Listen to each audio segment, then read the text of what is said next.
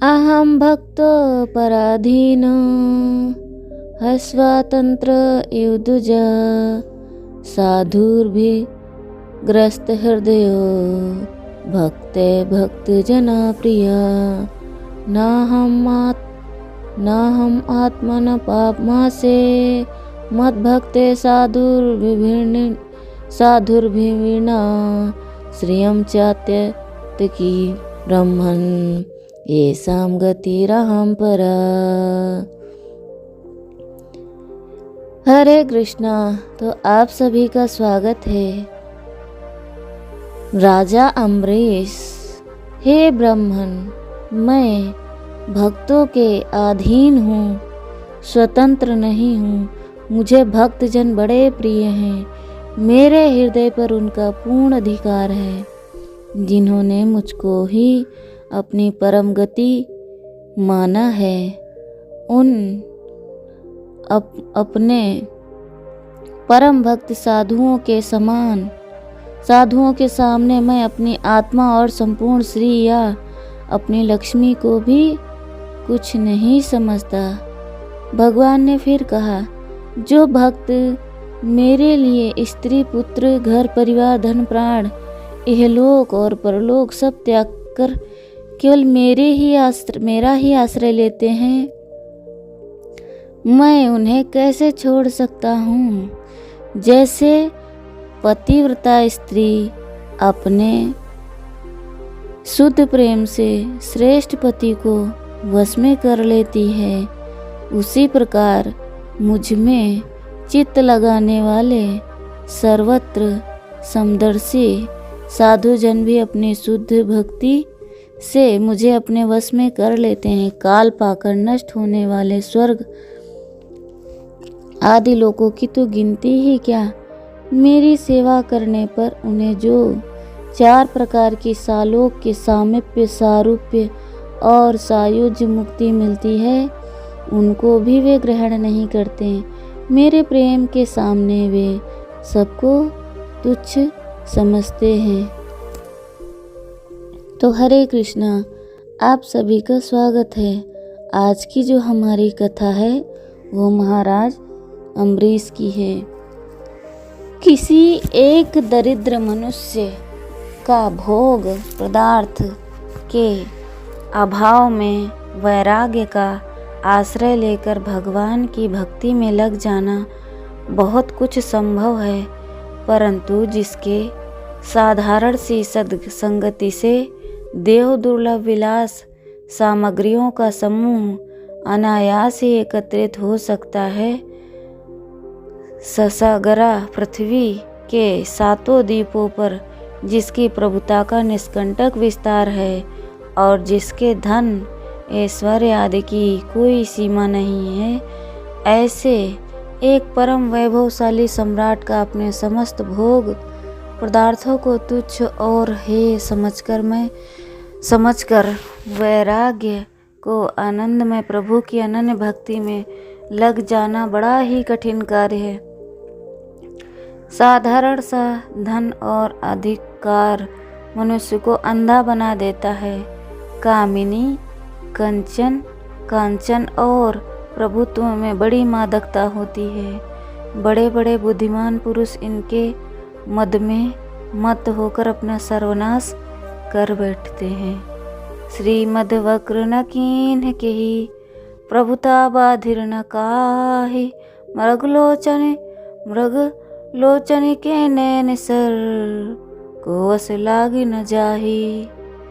गोसाई तुलसीदास जी कहते हैं, परंतु जो भाग्यवान उन जन शरण की दीन बंधु के दरबार में अपना नाम दीनों की श्रेणी में लिखवाकर शरणागति की सदन प्राप्त कर लेते हैं, प्रभु की अनिवर्चनीय अनुकंपा से उन पर किसी भी मादक पदार्थों की मादकता का कोई असर नहीं होता।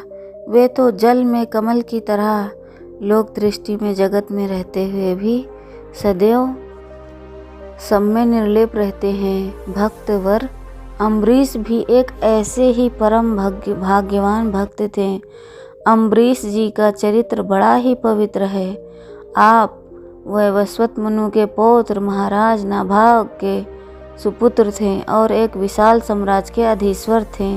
श्रीमद् भागवत के 9वें स्कंद के 4थे अध्याय के 15वें श्लोक में लिखा है, अम्बरीशो महाभागा सप्तदीप्लुवती महीम हव्ययाम च श्रियं लब्ध्वा विभुम चातुलम भुवि। सप्तद्वीपीय पृथ्वी का राज्य कभी शेष न होने वाली संपदा और अतुल ऐश्वर्य उनको प्राप्त था, परंतु वे इस बात को भली भांति जानते थे कि यह समस्त ऐश्वर्य स्वप्न में दिखे हुए पदार्थों के सदृश असत्य है। उनको यह भी विदित था कि धन संपत्ति की प्राप्ति से मनुष्य को मोह होता है और उसके नाश से बुद्धि मारी जाती है। वास्तव में यह सत्य है कि भगवान वासुदेव के परम भक्त संतों का सारा विश्व लोष्टावत्स मृतम मिट्टी के ढेले के समान तुच्छ प्रतीत होने लगता है। इसी दृढ़ प्रीति के कारण भक्तवर अम्बरीश ने अपना सारा जीवन परमात्मा के पावन चरण कमलों में समर्पण कर दिया था। दिन रात उनकी समस्त इंद्रियां मन सहित भगवत सेवा में लगी रहती थी। श्रीमद् भागवतम में कहा है कि राजा अम्बरीश ने अपने मन को भगवान श्री कृष्ण के चरण कमलों में, वाणी को उनके गुणानुवाद में, गाने में, हाथों को श्री हरि मंदिर के झाड़ने बुहारने में और कानों को भगवान अच्युत की पवित्र कथाओं में सुनने में लगाया था।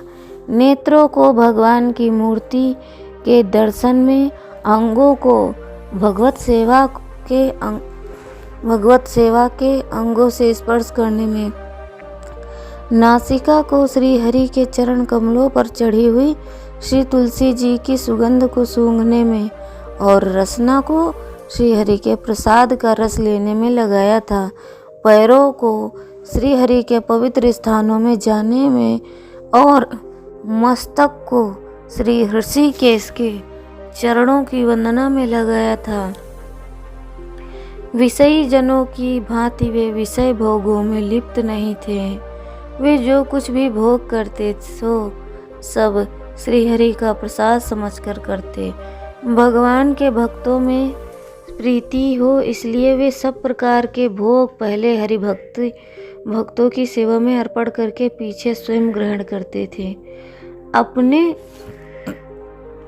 समस्त कर्म उस यज्ञ पुरुष परमात्मा अधोक्षज श्री कृष्ण में अर्पण करते हुए और सबका आत्मा भगवान ही है, सबका आत्मा भगवान ही है, ऐसी भावना करते हुए राजा अम्बरीश भगवत परायण ब्राह्मणों की बतलाई हुई रीति के अनुसार न्यायपूर्वक राज्य का पालन करते थे। कैसा आदर्श जीवन है जो इस प्रकार अपनी सारी क्रियाओं को परमात्मा के प्रति अर्पण कर देता है। उसी के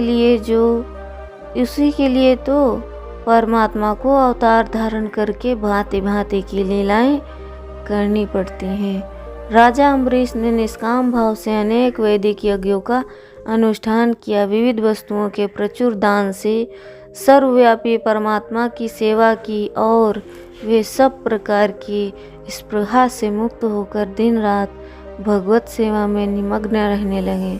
स्वर्ग का सुख तो उन्हें अत्यंत तुच्छ प्रतीत होने लगा। जो लोग अपने शुद्ध हृदय के सुरम्य सिंहासन पर भगवान मुकुंद को विराजित देखते हैं, उनको ऐसा अलौकिक आनंद प्राप्त होता है कि वे जिसके सामने अन्य समस्त आनंद अति तुच्छ प्रतीति होने लगते हैं। जो भाग्यशाली पुरुष हरि प्रेमामृत के मधुर स्वाद को चख कर संतुष्ट और अमर हो जाता है, उसकी दृष्टि विषयपूर्ण मोदक की तरफ कदापि नहीं जाती। राजा अम्बरीश भी भगवत प्रेम सुधा को पान कर ग्रह, स्त्री, पुत्र, स्वजन, गज, रथ, घोड़े, रत्न, वस्त्र, आभूषण, शस्त्र, सशस्त्र कभी शेष न होने वाले धन के भंडार और स्वर्ग आदि को तुच्छ तथा मिथ्या समझकर केवल भक्ति में ही लग गए।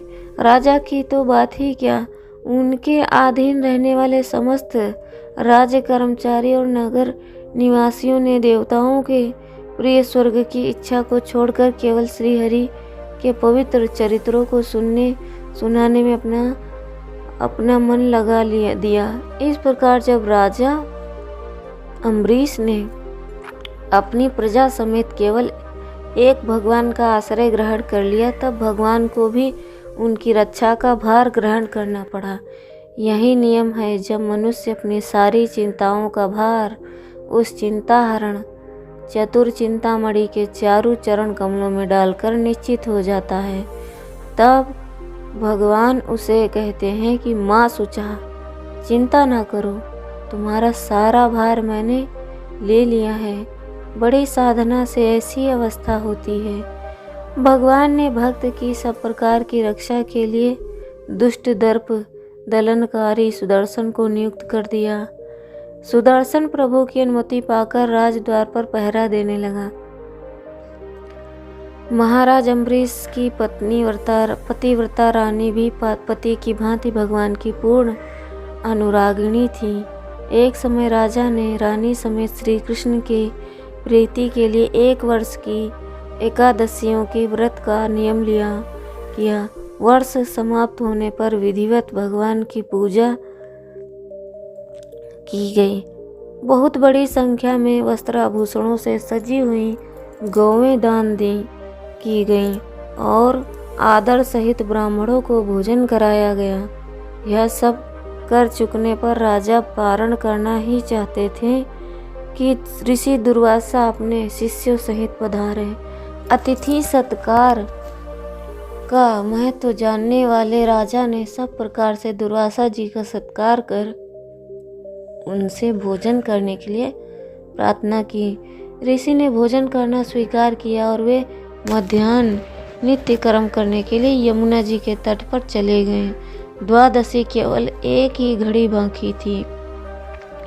द्वादशी में पारण न होने से व्रत भंग होता है। राजा धर्म संकट में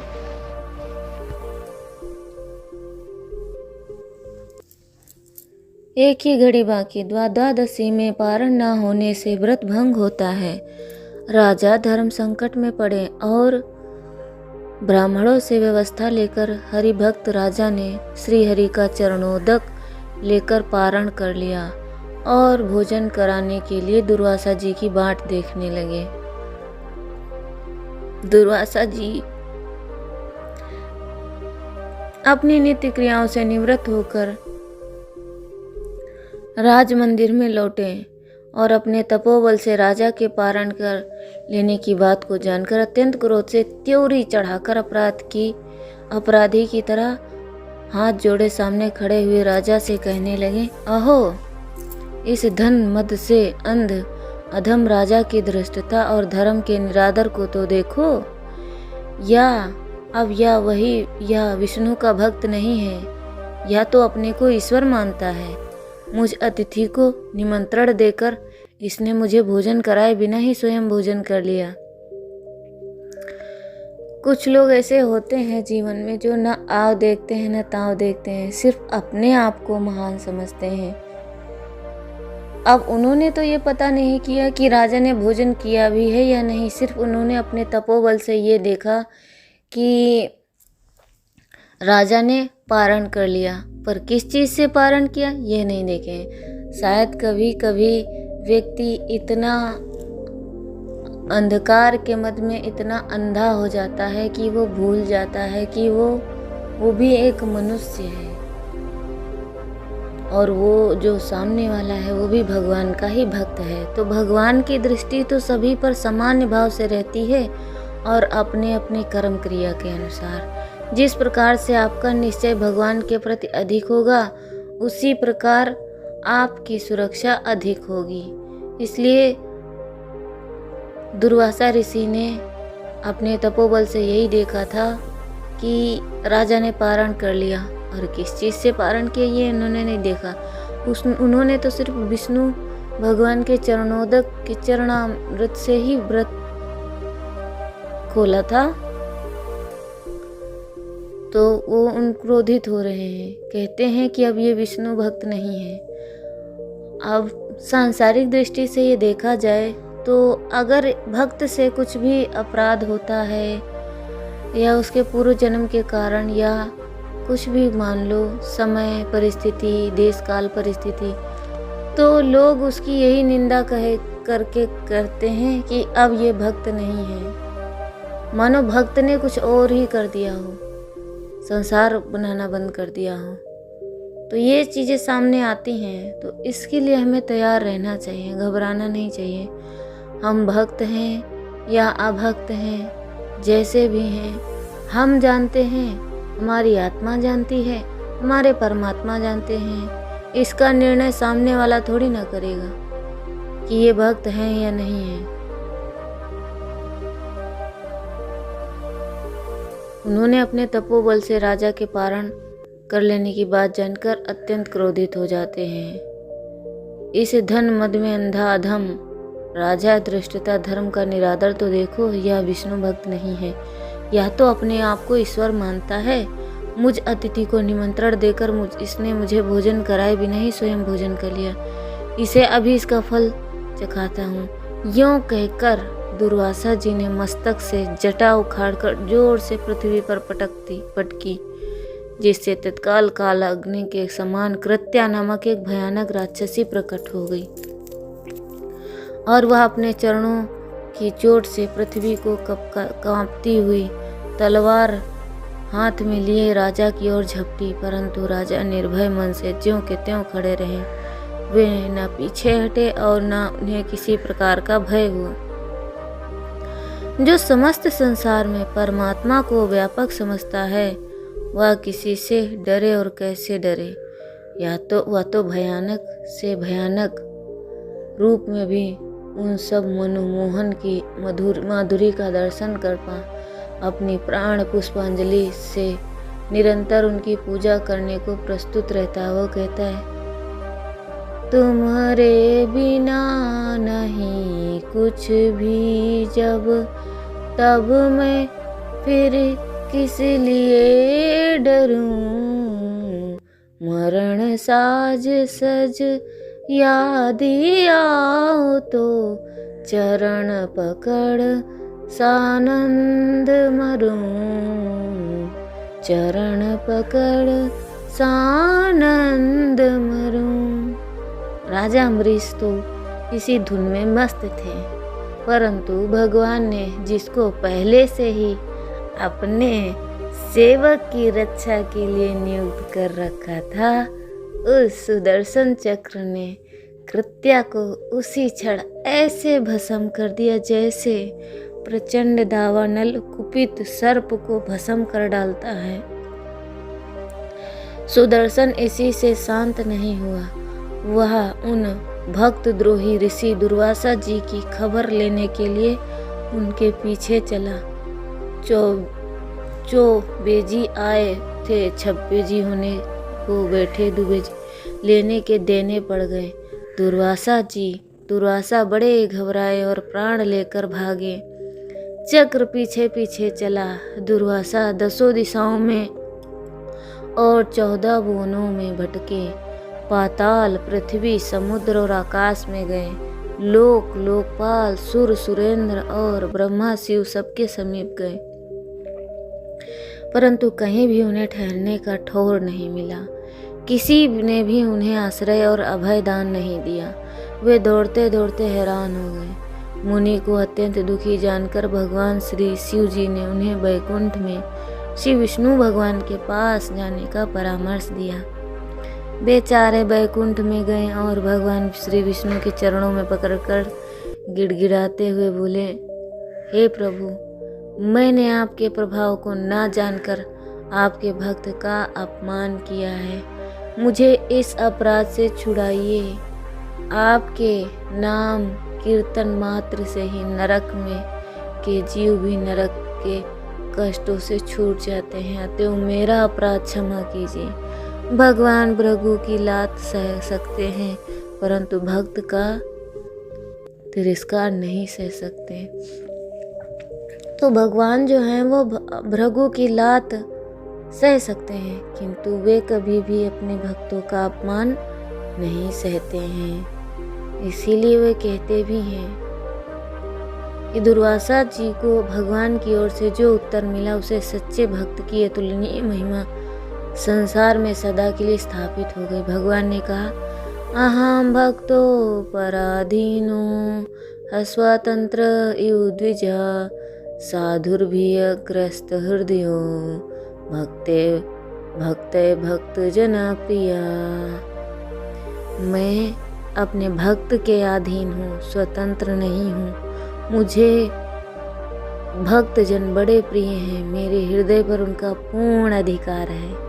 जिन्होंने मुझको ही अपनी परम गति माना है उन अपने परम भक्त साधुओं के सामने मैं अपनी आत्मा, संपूर्ण श्री, अपनी लक्ष्मी को भी कुछ नहीं समझता।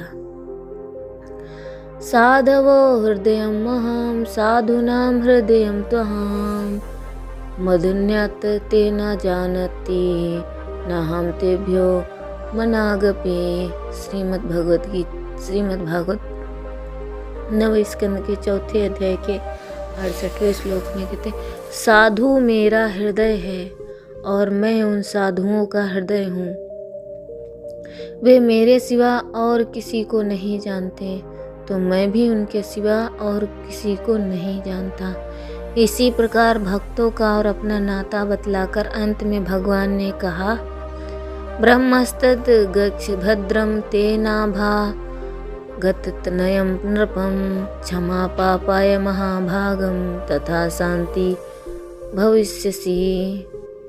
हे ब्राह्मण, तुम्हारा कल्याण हो। तुम उसी महाभाग नाभाग पुत्र राजा अम्बरीश के समीप जाओ और उनसे क्षमा मांगो, तभी तुमको शांति मिलेगी। भगवान की आज्ञा पाकर दुर्वासा जी लौट चले।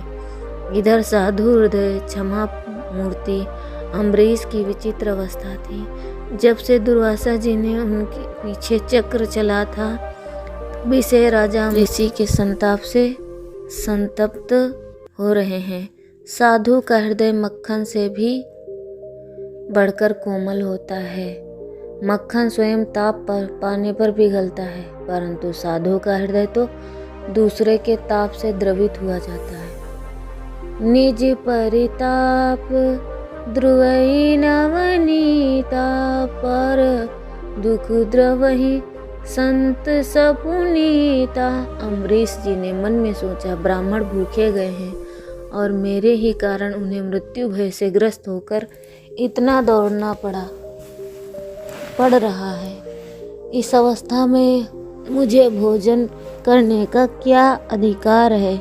यूं विचार कर राजा ने उसी क्षण अन्न त्याग दिया और वे केवल जल पीकर रहने लगे। दुर्वासा जी के लौट कर आने में पूरा 1 वर्ष बीत गया, परंतु अम्बरीश जी का व्रत नहीं टला। दुर्वासा के दर्शन की इच्छा से राजा तब तक केवल जल पर ही रहे। दुर्वासा जी ने आते ही राजा के चरण पकड़ लिए। राजा को बड़ा संकोच हुआ। ब्राह्मण को संकट में पड़े जाकर राजा का संताप और बढ़ गया। उन्होंने बड़ी विनय के साथ अर्थयुक्त वाणी से सुदर्शन स्तुति कर उसे शांत किया। दुर्वासा जी ने भयानक मृत्यु भय से मुक्त हुए और उनके चेहरे पर हर्ष और कृतज्ञता के चिन्ह स्पष्ट रूप से प्रकट हो गए। दुर्वासा जी आशीर्वाद देते हुए बोले, अहो, आज मैंने भगवान के दासों का महत्व देखा है। मैंने तुम्हारा इतना अपराध किया तो भी तुमने मेरे कल्याण की ही चेष्टा की। जिन लोगों ने भक्त वत्सल भगवान को अपने वश में कर लिया, उनके लिए कोई भी कार्य दुष्कर नहीं तथा कोई भी त्याग दुरस्थ दुरस्तिज नहीं, जिसके नाम श्रवण मात्र से मनुष्य पापों से छूट जाता है। उस तीर्थपाद श्री हरि के दास के लिए कौन सा कार्य करना शेष है। हे राजन, तुम बड़े दयालु हो, तुमने मेरे प्रति बड़ी दया की है। मेरे अपराधों को कुछ भी न देखकर तुमने मेरे प्राण बचाए हैं। ऋषि ने इन वाक्यों से अम्बरीश के मन में कोई अभिमान नहीं हुआ।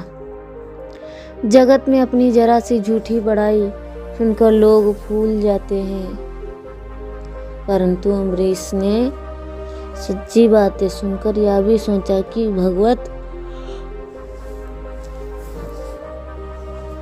कृपा का प्रभाव है। विज्ञ पाठक पाठिकाओं, ध्यान दीजिए इस चरित्र पर। यह सच्चे भक्त के सुंदर लक्षण अपकार करने वाले भी उपकार करना, दुख देने वाले को भी सुख पहुंचाना, कांटा चुभाने वाले को कोमल कुसुम देना और मारने वाले को भी बचाना धन्य है। तदनंतर राजा बड़े आदर से दुर्वासा जी के चरण युगलों को छूकर उन्हें आदर पूर्वक भोजन कराया और उनके चले जाने के बाद ब्राह्मण भोजन करा बचे हुए पवित्र अन्न को प्रसाद रूप में ग्रहण किया। इसी प्रकार राजा अम्बरीश अपने समस्त कर्म परमात्मा वासुदेव को समर्पण करते हुए उनकी भक्ति में लग रहे। तदनंतर उन्होंने राज्य भर अपने पुत्रों को सौंपकर आत्मस्वरूप भगवान वासुदेव में मन लगाकर वन में प्रयाण किया और अंत में गुणों से अतीत होकर वे परम कल्याण को प्राप्त हो गए। बोलो भक्त और उनके भगवान की जय। हरे कृष्णा कृष्णा कृष्णा हरे हरे, हरे रामा राम राम हरे हरे। जगत गुरु श्रीला प्रभुपाद की जय। अनंत कोटि वैष्णव भक्त वृंद की जय। श्रीला गुरुदेव महाराज की जय। श्रीला गुरु माँ की जय। हरे कृष्णा।